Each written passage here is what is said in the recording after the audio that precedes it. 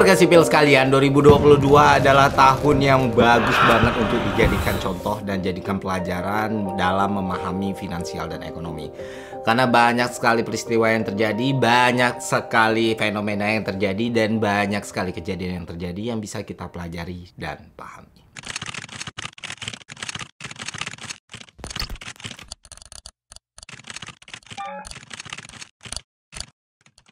Langsung aja bisa gue bilang, salah satu konten yang paling sering gue buat di channel ini adalah soal finansial dan ekonomi.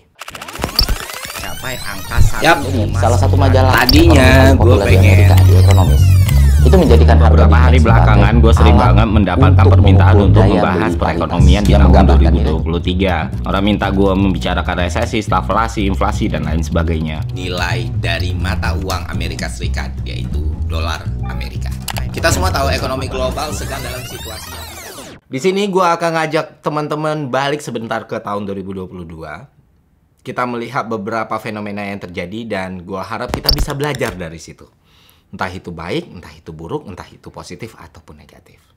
Dan yang gue bahas itu nggak akan semuanya. Gue sudah tebang pilih apa saja yang bisa menarik, apa saja yang bisa kita jadikan contoh dan kita jadikan pelajaran. Kalau gue ingat, kita mengawali tahun 2022 itu dengan optimisme di berbagai aspek. Termasuk salah satunya cryptocurrency. Ya wajar, karena di bulan November 2021, Bitcoin itu mencapai ATH-nya, Pak. Angkanya sampai $68.000, sungguh nilai yang sangat fantastis. Dan waktu itu gue menjadi salah satu dari sedikit sekali orang yang berani mengatakan bahwa Bitcoin akan bearish dalam waktu yang dekat. Dan ternyata beneran di Januari, Bitcoin pun jatuh. Nah, bearish ini ternyata bukan satu-satunya hal yang buruk yang terjadi di tahun 2022 di market cryptocurrency. Misalnya kayak masalahnya FTX, Terra Luna, dan lain sebagainya. Apa yang bisa gue pelajari dari fenomena crashnya pasar cryptocurrency ini?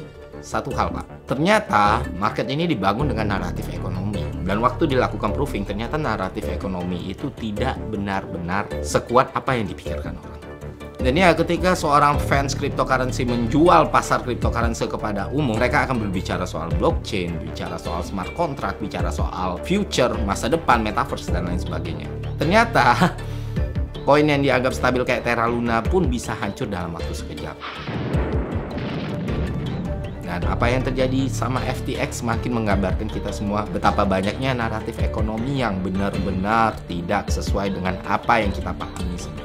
Gue mungkin bukan pembenci cryptocurrency atau blockchain ya, tapi gue bukan big fans of it gitu.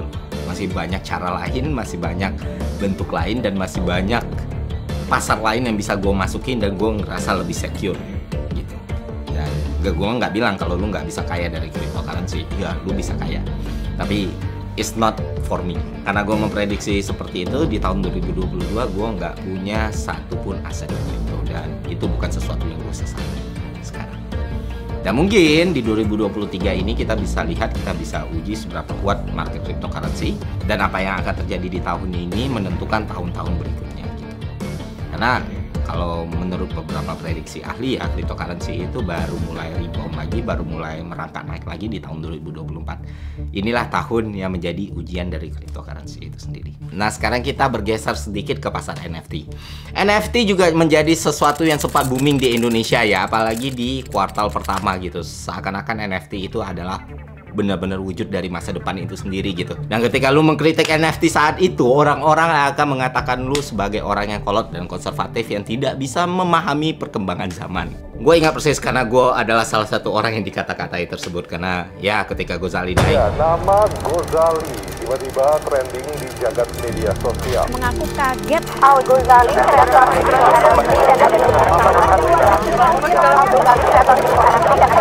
gue jadi, mungkin bukan satu-satunya ya, mungkin ada juga, tapi ya gue membuat konten yang berbeda dari orang lain. Kalian bisa lihat di channel YouTube gue, di situ gue ada bikin sebuah konten yang judulnya Sisi Gelap NFT. Dan ternyata apa yang gue omongin di konten itu benar-benar menjadi kenyataan. Marketnya crash. Dan balik lagi naratif ekonomi. Orang-orang seakan percaya bahwa NFT itu bisa laku karena ideologi analogi Mona Lisa-nya, karena future-nya, karena utility-nya, dan lain sebagainya. Padahal itu tidak berpengaruh sekali. Baik cryptocurrency maupun NFT hal yang gue lihat penting di situ adalah capital inflow dan capital outflow. Dan itu dipengaruhi sama regulasi dari negara-negara tempat berasalnya para paus-paus ini. Jadi ketika regulasi itu mulai tidak menguntungkan mereka, maka mereka mencari alternatif market. Alternatif marketnya apa ya? Cryptocurrency tadi dan NFT. Karena itu tidak dilindungi undang-undang dan regulasi apapun. Jadi ya, karena itu desentralisasi kan, tidak dilindungi undang-undang dan regulasi apapun. Apapun bisa terjadi di situ dan inilah. Jadi balik lagi capital inflow, capital outflow, dan timing. Dari apa yang terjadi pada cryptocurrency dan NFT ini seharusnya kita sudah belajar. Jangan bulat-bulat menelan yang namanya naratif ekonomi. Karena setiap benda, setiap hal di dunia ini punya nilai ekonomis dan itu mutlak gitu loh. Dan agar kita terhindari menjadi pihak yang rugi atas gejolak seperti ini adalah ya kita harus memahami kembali dasar dari ekonomi itu sendiri. Misalnya kayak nilai ekonomi, transaksi, permintaan penawaran, dan beberapa hal-hal fundamental yang lain. Inilah yang akan menghindari kita menjadi salah satu dari pihak yang dirugikan ataupun korban. Jangan sampai apa yang terjadi di tahun ini, terus 2 tahun lagi terjadi fenomena yang sama dalam bentuk yang berbeda, lu masih termakan juga dengan hal-hal seperti itu. Robot trading lah yang lu percaya, binary option lu anggap investasi. Kalau emang udah lu nggak belajar dari ini, ya gue nggak tahu lu bisa belajar dari apa lagi, Pak. Nah, sekarang kita geser lagi ke sektor yang lain. Ya, ekonomi digital. Kita tahu Indonesia itu adalah salah satu negara surganya startup. Banyak sekali startup berdiri di Indonesia sejak tahun 2015 ke atas sampai tahun 2020 ya. Dan itu terlihat sangat menjanjikan. Cuman, ternyata di tahun 2022 ini mulai terlihat titik lemah dari startup itu sendiri. Banyak startup yang berjatuhan di tahun 2022. Kenapa ini bisa terjadi? Karena selama ini startup itu dijalankan dengan proses burn money. Bisnis konvensional, bisnis konservatif ya, bisnis itu jalan dari margin keuntungan. Tapi ini enggak. Startup itu bisa rugi bertahun-tahun tapi mereka bisa tetap bertahan ketika mereka memiliki investor atau venture capital. Nah, masalahnya adalah di 2022 ketika suku bunga mulai dikerek, ya terjadi capital outflow di mana-mana. Tidak ada lagi orang yang mau naruh duit. Semakin sedikit orang yang mau membiayai lu. Sementara lu dalam proses burn money ini. Jadi ya mau nggak mau, ya lu harus mengurangi beban. Dan langkah yang paling cepat dan ringkas untuk mengurangi beban ini adalah memotong jumlah pegawai. Itulah kenapa PHK dan layoff banyak sekali terjadi di tahun 2022. Dan kalau kalian telusuri lebih dalam, itu banyak terjadi di perusahaan-perusahaan startup. Oke, kita geser lagi ke sektor real. Nah, kalau kita lihat dari beberapa indikator kayak penerimaan negara, pendapatan negara, perkembangan konsumsi rumah tangga, dan lain sebagainya, kita bisa bilang kalau sektor real Indonesia justru di tahun 2022 itu tumbuh dengan pesat dan menjadi backbone perekonomian kita saat ini. Itulah kenapa Indonesia di tahun 2022 bisa kita bilang lebih baik dibandingkan negara-negara yang lain. Karena memang tingkat konsumsi kita sangat tinggi, Bapak Ibu sekalian. Memang marketplace yang mostly startup itu mengalami goncangan, tapi di satu sisi toko-tokonya, penjualnya itu semakin meningkatkan transaksi hariannya mereka. Ya, orang-orang semakin sering berbelanja. Dan itu bisa kita lihat dari suku bunga kita yang masih terjaga, nilai inflasi kita yang masih terjaga, dan bahkan pertumbuhan ekonomi kita dibandingkan negara lain itu sangat-sangat tinggi. Dan ini jelas hal yang bagus dan harus kita pertahankan sampai tahun ini. Kalau kita bicara dengan ekonomi global, kalau kita bicara skup yang lebih luas yaitu perekonomian global, kita akan melihat beberapa fenomena-fenomena yang memang berpengaruh sangat besar atas keadaan sekarang. Perang Rusia-Ukraina yang sangat berpengaruh besar pada kondisi perekonomian sekarang, pandemi COVID-19, terganggunya supply chain, masalah logistik, dan lain sebagainya. Itu menghancurkan dan melemahkan perekonomian banyak negara di seluruh dunia. Tak terkecuali negara maju. Amerika, China, Rusia, Inggris, Jerman, dan lain sebagainya. Perdana Menteri dengan jabatan yang sangat cepat, 45 hari. Terus masalah inflasi mereka yang belum juga ditemukan solusinya. Inflation figures for November have just been published. You might want to look away now. Inflation currently running at 10.7%. Terus soal gas alam Eropa yang turut menyeret Inggris ke dalam problem, itu harus diselesaikan satu persatu dan menjadi pekerjaan rumah yang sangat berat bagi Perdana Menteri baru mereka Rishi Sunak. Di Amerika sendiri memang di kuartal terakhir kita tahu secara teknis Amerika sudah keluar dari resesi, walaupun mereka nggak ngaku resesi. Tapi di satu sisi mereka tetap belum bebas sepenuhnya dari ancaman stagflasi. Dan kalau stagflasi terjadi, ini efeknya bisa sangat buruk sekali Bapak Ibu sekalian. Semua teori ekonomi modern, bahkan yang paling kuat sekalipun, Keynesian, itu tidak bisa memberikan obat ataupun solusi atas keadaan stagflasi tersebut. Dan itu terbukti tahun 1970-an. Inilah yang benar-benar harus dihindari Amerika. China juga punya masalah atas kebijakan zero covid mereka, yang mana itu melemahkan ekonomi mereka, memperlambat putaran ekonomi di China. dan mengganggu ekspor impor mereka. Ya, berita baiknya di tahun ini kayaknya mulai dilonggarkan. Cuman ya ternyata situasi tersebut malah menimbulkan gejolak geopolitik bagi Cina itu sendiri. Dan terakhir ya perang Rusia Ukraina yang sampai sekarang belum terlihat ujungnya. Dan inilah yang harus kita pahami secara utuh, bahwasanya walaupun ekonomi kita bagus, walaupun kita relatif lebih stabil, tapi kita tidak lepas dari ancaman, Bapak Ibu sekalian. Dan makanya kita harus waspada. Nah, untuk perekonomian Indonesia sendiri, gue udah mewawancarai seorang ekonom handal, seorang yang sangat gue hormati dan kagumi, Ibu Masita Kristali. Jadi, beliau akan menjelaskan bagaimana situasi perekonomian Indonesia di tahun 2022. Sebenarnya ya 2022 itu sudah agak mild kalau dari sisi pandemi sebenarnya. Kalau kita ingat yang Delta yang benar-benar berat itu kan di 2021.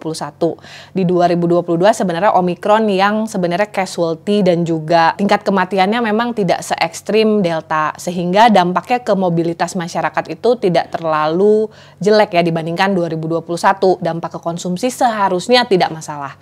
Tapi kalau kita ingat di 2022 itu terjadi goncangan terhadap harga komoditas dan memang kondisi perang di Ukraina, invasi oleh Rusia itu juga memperburuk kondisi harga komoditas. Jadi harga komoditas termasuk harga energi naik. Untuk negara-negara yang 4 musim misalnya, kalau kenaikan harga energi itu kan sangat berpengaruh, terutama menjelang musim dingin ya. Jadi tekanan terhadap harga energi itu betul-betul mempengaruhi tidak hanya perekonomian, mempertinggi inflasi di beberapa negara, dan juga membuat pertumbuhan atau perkembangan dari aksi-aksi perubahan iklim itu menurun. Kalau kita ingat kan sekarang negara-negara sedang cukup ramai membicarakan mencapai net zero emission, meningkatkan national determined contribution masing-masing negara. Tapi di saat yang bersamaan semua negara harus menghadapi dengan harga energi yang makin mahal. Artinya renewable energy atau energi terbarukan lebih mahal lagi. Sehingga banyak negara mulai beralih kembali memperbesar proporsi brown energinya seperti misalnya coal. Nah, untuk negara seperti Indonesia, ini sebenarnya ada dua sisi nih dari kenaikan harga komoditi. Memang benar kita juga harga energi ikut naik ya, kita ada penyesuaian harga BBM kalau teman-teman ingat ya. Tapi di sisi lain kita juga eksporter komoditi. Jadi sebenarnya dari sisi balance of payment-nya Indonesia, kita terbantu dari ekspor komoditi yang lebih tinggi. Dari sisi APBN kita juga punya mempengaruhi pajak dari perusahaan-perusahaan yang menjual komoditi itu naik, penghasilan pajak, kemudian penghasilan negara bukan pajak atau PNBP dari komoditas ini juga ikut naik sehingga APBN kita pada saat mengalami tantangan energi dan subsidi yang semakin besar, di saat yang bersamaan juga revenue-nya sedikit terbantu oleh kenaikan harga komoditas tersebut. Di sisi lain, kalau tadi kan saya udah cerita kita tuh FX-nya lumayan stabil ya, rupiah lumayan stabil. Yield lumayan stabil. Tapi sebenarnya ini nggak terjadi di semua negara loh. Banyak negara-negara low income countries, bahkan emerging market tertentu yang terkena isu kesulitan membayar utang luar negerinya. Nah, negara-negara di Asia, ASEAN terutama, termasuk Indonesia, itu negara-negaranya waktu Asian Financial Crisis tuh sempat lumayan kacau balau ya karena utang luar negeri yang proporsinya terlalu tinggi. Nah, setelah Asian Financial Crisis, banyak negara termasuk Indonesia sangat prudent untuk menjaga postur utang ya istilahnya. Jadi Indonesia itu kita mengatur postur utang supaya exposure terhadap FX atau foreign exchange negara lain itu tidak terlalu besar. Kemudian kita juga mengatur supaya tenornya, jadi utang yang jatuh tempo di jangka pendek tidak terlalu besar. Jadi tidak hanya FX, tapi kita juga mengatur resiko dari sisi tenor. Nah, berbagai policy yang dilakukan Indonesia ini baik oleh Kementerian Keuangan, pemerintah, Bank Indonesia maupun OJK itu dilakukan bersama-sama untuk menjaga supaya volatilitas pasar keuangan gonjang-ganjing di luar itu tidak tertranslate ke dalam sebagai satu krisis keuangan yang juga mungkin bisa makin mempersulit proses pemulihan ekonomi. Oke, kalau kalian suka penjelasan Ibu Masita, kalian bisa follow channel YouTube-nya langsung ya. Ya, selama ini gue konsultasi dengan beliau juga, dia pernah kerja di World Bank juga, dan dia orang yang sangat-sangat smart, brilian, dan pintar gitu. Dan channel YouTube-nya juga menarik, jadi ya silakan follow. Nah, itu sedikit rewind soal 2022. Dan di Indonesia sendiri pun sebenarnya bukan tanpa masalah juga ya. Kita sempat punya masalah soal minyak goreng, kelangkaan minyak goreng itu berat sekali. Dan di situ kita bisa belajar kalau, oh ternyata tingginya permintaan itu tidak selalu berarti hal yang baik buat negara kita.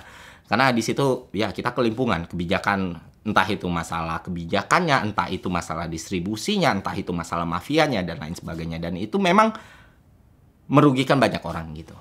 Termasuk penentuan harganya. Di situ kita bisa tahu, oh ternyata untuk penentuan harga pemerintah tidak bisa terlalu campur tangan. Karena pada akhirnya orang nggak akan mungkin menjual sesuatu lebih rendah daripada modal.